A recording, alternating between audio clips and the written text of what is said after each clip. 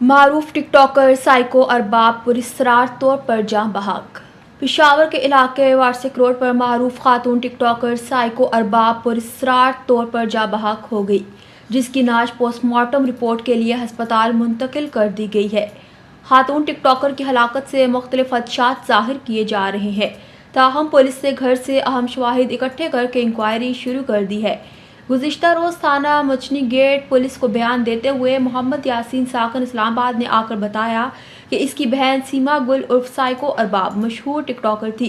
اسے اطلاع ملی کہ بہن گھر واقع ورسک روڈ میں موجود تھی، جہاں اس کی حالت بگڑ گئی تھی۔ انہوں نے یہ خدشہ بھی ظاہر کیا کہ اس کی موت مبینہ طور پر نشہ آور چیزیں کھانے سے ہوئی، مگر انہوں نے یہ بھی کہا کہ اس کی طبی موت بھی واقع ہو سکتی ہے۔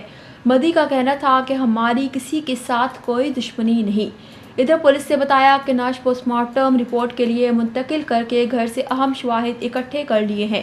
پوسٹ مارٹم رپورٹ آنے کے بعد موت کی اصل وجہ معلوم ہو سکے گی۔ واضح ہے کہ سائیکو ارباب ٹک ٹاک ویڈیو بناتی تھی، جس کے کئی ویڈیوز بھی سوشل میڈیا پر موجود ہیں۔